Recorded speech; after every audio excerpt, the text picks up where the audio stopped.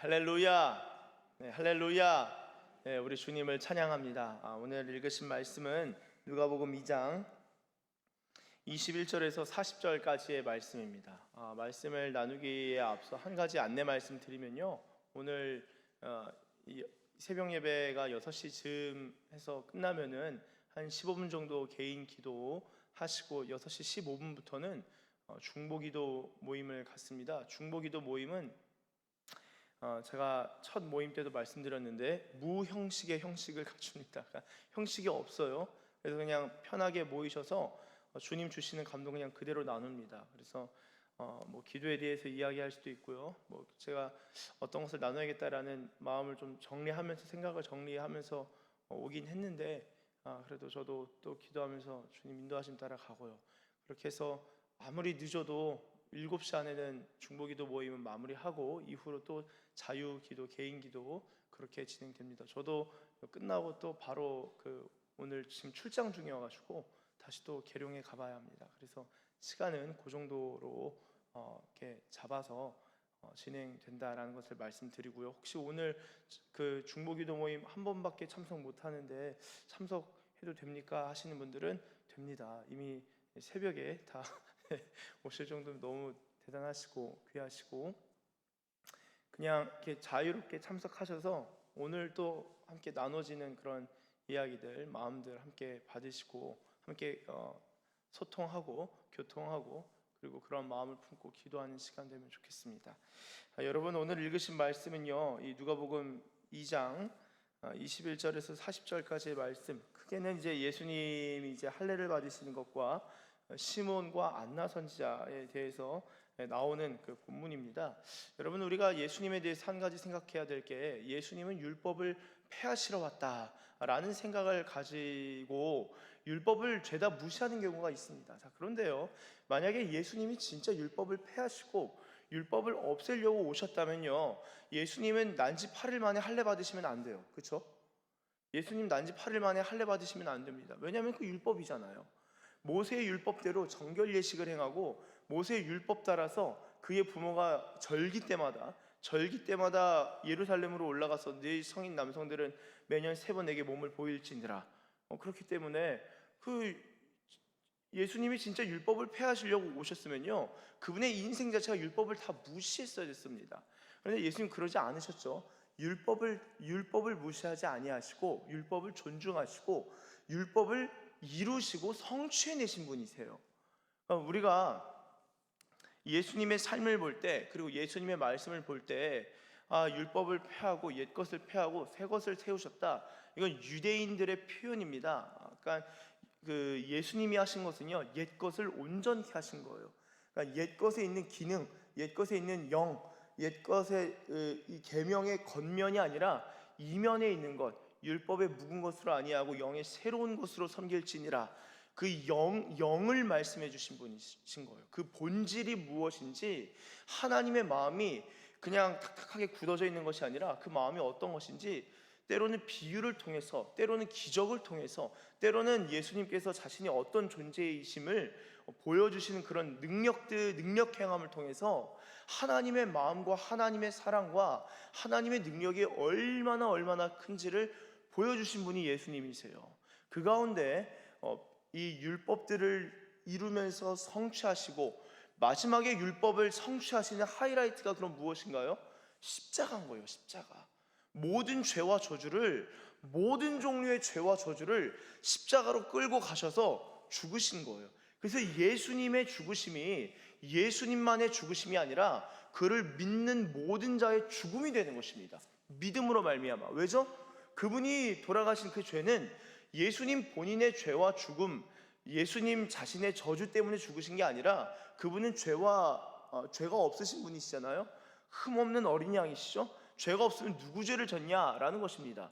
그것은 죄의 본질, 죄와 죽음과 저주에 대한 모든 것들을 예수님이 다 끌어안으시고 그 기능들, 그 세력들을 끝내신 거예요. 그래서 히브리서에서 죽음의 세력과 싸우셨다, 죽음으로써 죽음을 이기신 분이라고 나오는 것입니다. 예수님이 율법을 이루신 그 과정 가운데서 그 하이라이트가 바로 십자가인 것이죠. 그래서 우리가 율법을 바라볼 때는요, 십자가의 관점에서 이 율법을 바라보고 예수님께서 다 이루신 것들에 대해서 감사하고 감격하면서 볼 수 있는 것이고, 나아가서 십자가로 죽고 죄와 저주를 끝내신 것으로 예수님의 삶이 마감한 것이 아니죠. 예수님 부활하셨습니다. 그러니까 부활하셨다는 것은 죽음에 대해서는 다 우리가 죽어지고, 죽음에 있어서는 더 이상 관계할 것 없이 끝나버리고, 이제는 부활함으로 말미암아 예수님의 생명 가운데 살아가게 됩니다. 그러니까 율법에 대해서, 율법의 조문에 따라서 이것 저것 때문에 매여 있고 그 짐을 지고 그 율법의 멍에를 메고 살아가는 것이 아니라 예수님의 말씀과 가르침대로 부활의 생명으로 살아가는 것, 그것이 바로 예수님이 율법을 성취해가면서 사셨고, 그리고 율법을 온전히 다 성취하신 것이 바로 예수님이시다라는 것을 아셔야 돼요. 그런 관점에서 오늘 이 두 명의 선지자, 누가복음 2장 21절에서 40절에 나오는 이 시몬 선지자와 안나 선지자에 대해서 이해할 수 있는 것입니다. 자, 말씀 보시면 누가복음 2장 21절에 할례한 8일이 돼서 그 이름을 예수라 정하죠. 이건 천사가 일컬은 바였고요. 22절 모세의 법대로라고 적고 있습니다. 모세의 법대로 정결 예식의 날이 참에 아기를 데리고 예루살렘에 올라가니, 23절 주의 율법에 쓴 바 첫 해에 처음 난 남자마다 주의 거룩한 자라 하리라 한 대로 아기를 주께 드려요. 그러니까 예수님이 주께 드려지는 겁니다. 모세의 율법에 따라. 24절 또 주의 율법에 말씀하신 대로, 그래서 산비둘기 한 쌍이나 혹은 어린 집비둘기 둘로 제사하려 함이더라. 이것에 대해서는 좀 자세하게 보면은 내용들이 쭉 있는데요, 한 가지 아주 그냥 단면적으로만 나누면요, 이 예수님의 부모인 이 요셉과 마리아가 조금 가난하다라고 볼 수도 있는 근거 구절일 수도 있겠습니다. 제사를 드리는데 비둘기, 그리고 어린 집비둘기로 제사 드린다는 것은 이제 형편이 조금 넉넉지 않다라는 것을 추론할 수 있는 구절이 될 수 있죠. 그리고 이 율법 쭉 나오고 마지막에 39절을 보시면 주의 율법을 따라 모든 일을 마치고 라고 적고 있습니다. 그러니까 주님의 율법을 따라 움직이는 그 모습이, 예수님 난 지 8일 만에 예수라 이름을 받고 그 다음에 정결 예식의 날이 차고 나서는 이제는 주님의 율법을 따라 행한 일들 다 쭉 진행되는 것을 볼 수 있습니다. 자, 그러면요 25절부터 시몬이라는 사람이 나와요. 아주 흥미롭습니다. 이 시몬이라는 사람이 있는데 성경이 뭐라고 설명하냐면은 의롭고 경건하여 이스라엘의 위로를 기다리는 자라.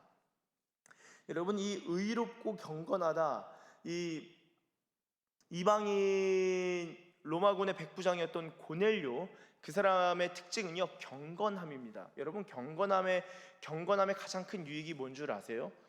우리 안에 이 경건함, 주님을 향한 거룩한 열망이 살아있는 이 경건함이 있으면요, 성경에서 말할 때 경건한 자들의 특징이 있습니다. 어떤 특징이냐?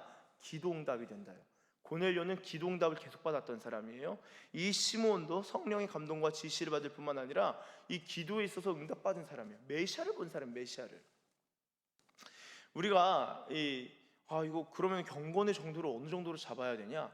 사람마다 이제 다 다릅니다. 그런데 이 역사상 진짜 하나님의 사람으로 널리 알려진 사람들이 있죠. 뭐 예를 들어 조지 뮬러도 있겠습니다. 조지 뮬러, 이런 분들, 우리나라에도 뭐 정말 기도 깊이 많이 하던 그런 분들 계시는데, 제가 한 가지 짧게 좀 얘기해드리면은, 이 일제 강점기 시절에도 기도하시다가 어떤 모 목사님, 그 이화여대 그 교목하시고 아마 기독교 학과 교수셨나 그래요. 뭐 완전 옛날 분이시죠. 김흥호 선생이라고 있어요. 생각 없는 생각, 뭐 이런 책 게시하는 거 잘 보지도 않는데 제목이 너무 독특해서, 그런 분 같은 경우에는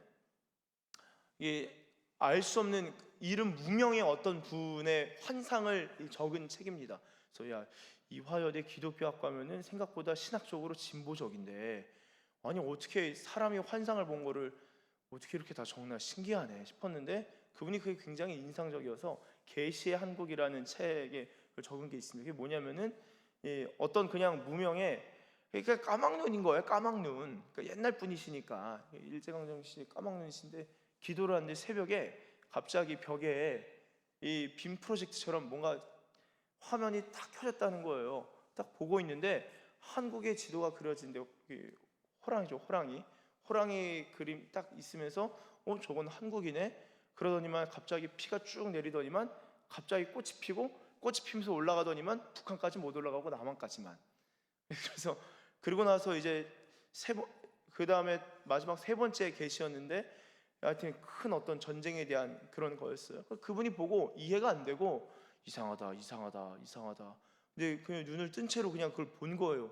왜 나한테 이런 그림이 보이지? 이상하다. 그래서 그거를 이제 그 김응호 선생께 얘기를 했는데도 그분도 이해를 못 하는 거예요. 나중에 이제 시간이 지나서 알고 보니까 이 해방과 광복을 경험하게 되고, 두 번째는 6.25 전쟁에 대한 거였구나. 그리고 남북이 갈라지는 거였구나. 그래서 이것이 하나님의 섭리 안에 있었다는 것을, 그때가 1930년대인데 45년 광복과 이 50년 6.25 전쟁에 대해서 기도하면서 그런 받은 것들이 있었어요. 뭐 이런 이야기 그러니까 조선이 아니라 그런 즈음에 찾으면요, 뭐 여러 가지가 있습니다. 입산 기도, 산에서 막 기도하다가 향후 40일 뒤에 나라가 광복을 맞을 터이니 40일 기도 끝나면 내려가라. 네 주님. 막 기도를 하는데 40일 기도가 끝난 게 1945년 8월 15일 내려가니까 그런 소식을, 여러분 이런 이야기가 다 남의 이야기가 아니라 우리 주변에 우리 어른들, 우리 믿음의 선진들 기도했던 내용들이에요. 그러니까 이게 지금 우리는 성경 시대에만 이런 거지 이런 게 어디 있냐 하지만, 여러분 정말 깊이 주님을 사모하면요 이런 은혜들을 입게 됩니다. 그러니까 우리 주변에 이렇게 기도하는 시몬처럼 기도한 사람을 못 보니까, 안나 선지자처럼 기도한 사람을 못 보니까, 우리가 이거 다 옛날 이야기고 이거 다 신화고 이거 다 그냥 편집한 거고 뭐 이런 이야기 하고 있는 거예요. 근데 여러분 진짜 이 시몬처럼 의롭고 경건하여 이스라엘의 위로를 기다리면요 성령님이 그 위에 계셔서 인도함을 받아 살아갑니다. 경건함, 주님 앞에서 자기를 지키는 것, 세속에 물들지 아니하는 그것이니라. 야고보서 말씀대로 그 경건함이 시몬뿐만 아니라 저와 여러분들 가운데 있으시길 예수님의 이름으로 축복합니다. 여러분, 아주 흥미로운 표현은 시몬의 경우 이스라엘의 위로를 기다렸다. 여러분, 예수님이 어떻게 이스라엘의 위로가 될 수 있나요? 애 하나 태어났는데 그게 어떻게 위로가 됩니까? 여러분, 이스라엘의 위로는요 로마로부터 빨리 벗어나는 거예요. 그리고 마음껏 예배드리는 겁니다.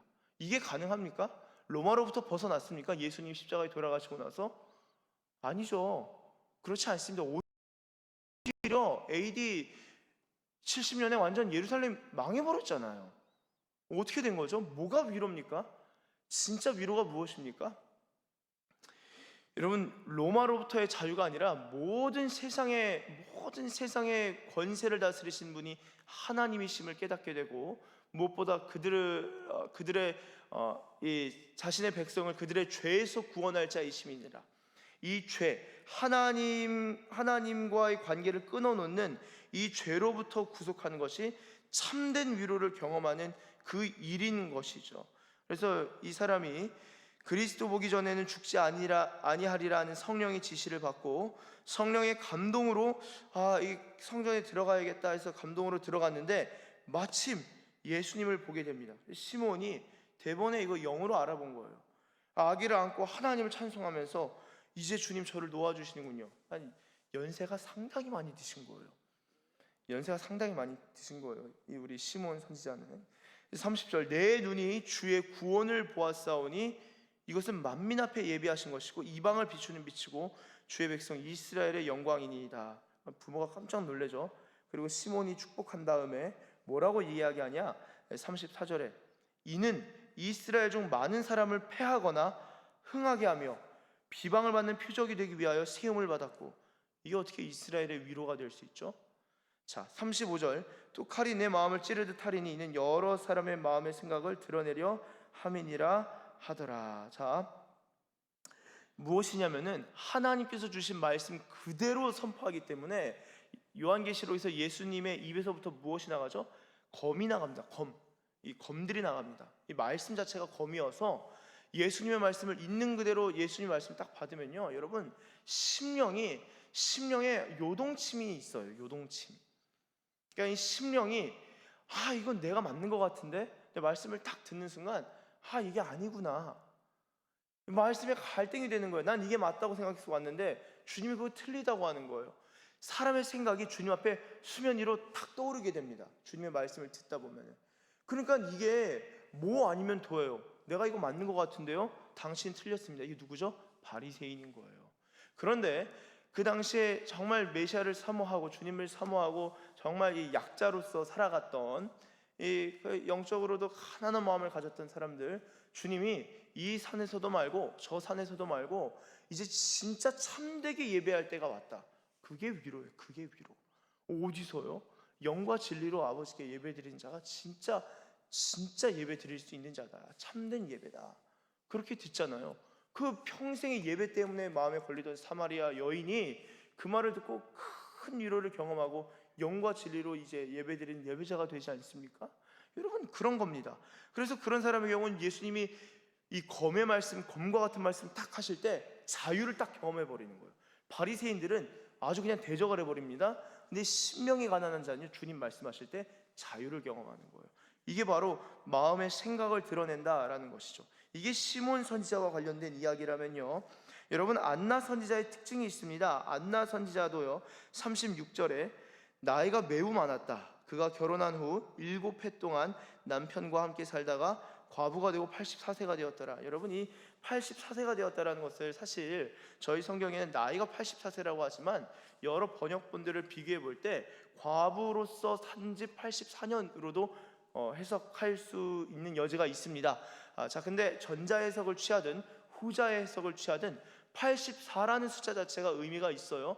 제가 창세기에서도 이 숫자의 의미가 다 있고 족장들의 나이의 의미가 있고 요한계시록에서도 17까지도 숫자 17에도 의미가 있다라는 것을 함께 나눈 적이 있습니다. 뭐 42 이런 것도 다 의미가 있죠. 유대인들은 게마트리아라는 게 있어서 숫자를 중시하는데 84는 어떤 곱셈이 나옵니까?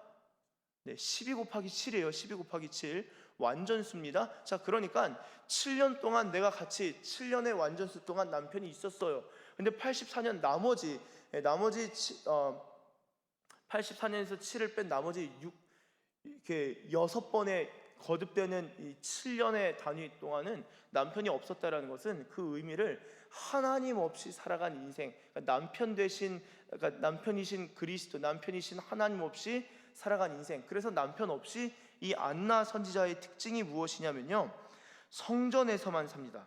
37절, 이 사람이 성전을 떠나지 아니하고 주야로 금식하며 기도함으로 섬겼다.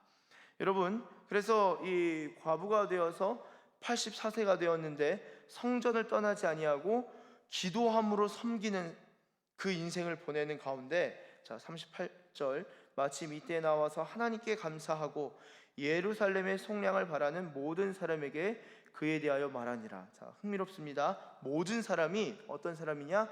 속량을 바라는 모든 사람. 네, 그에 대해 예수님에 대해서 말합니다. 그리고 40절에는 예수님의 이 자라함에 대해서, 어제 이 세례 요한도 우리 1장 80절에서 아이가 자라며 심령이 강하여지며 이스라엘에게 나타난 날까지 빈들에 있으니라. 엊그저께 본문이죠. 이 본문과 같은 어떤 그런 구조로 또 마무리되는 것을 보게 됩니다. 여러분, 이 누가복음 2장에서 예루살렘의 속량을 바라는 모든 사람이 나오는데, 누가복음 24장 마지막 장인 24장 21절에서도 우리는 이 사람이 이스라엘을 속량할 자라고 바라노라. 이뿐 아니라 이 일이 일어난 지가 사흘째요. 속량할 자로서 기다리는 그 모습은 누가복음 24장까지 쭉 가는 것을 볼 수 있습니다. 그런데 예수님께서는 사람 수준에 있어서의 속량을 보여주신 것이 아니라 하나님 차원에서의 속량을 이스라엘과 우리 만민에게 베푸신 분이시죠. 제가 바라고 소망하기는 우리가 이 이스라엘의 속량, 이스라엘의 위로, 이스라엘의 구원이라는 것이 우리 수준에 이것만 해결되면, 이것만 해결해 주세요, 재정만 해결되면, 건강만 해결되면, 관계만 해결되면, 군생활만 해결되면 이라는 수준을 갖고 하나님의 속량을 축소시키는 것이 아니라 하나님 차원에서의 속량과 하나님 차원에서의 온전한 구원을 바라고 주님 앞에 나아갈 때 우리가 정말 큰 주님의 위로를 경험하는 하나님의 백성이 될 줄로 믿습니다. 그러한 은혜를 경험하는 저와 여러분들 되시길 예수님의 이름으로 축원합니다. 기도하겠습니다. 하나님 아버지, 감사합니다. 주님, 우리가 주님을 사모하고 소망하는 가운데 정말 시므온처럼, 안나 선지자처럼 우리가 주님을 보게 되길 원합니다. 하나님이 교회에 경건함이 있는 교회가 되게 하시고 주님을 사랑하고 추구함이 불처럼 타오르는 이 교회가 되게 하시며, 하나님 이 새벽에라도 하나님 아버지 주님을 향한 부르짖음과 간구함이 있는, 주님의 이름을 부르고 주님으로 기뻐하고 주님으로 행복해하는 주의 백성들 다 되게 하여 주시옵소서. 그러한 삶으로 인도하실 줄 믿고 감사드리며 예수님의 이름으로 기도드립니다. 아멘.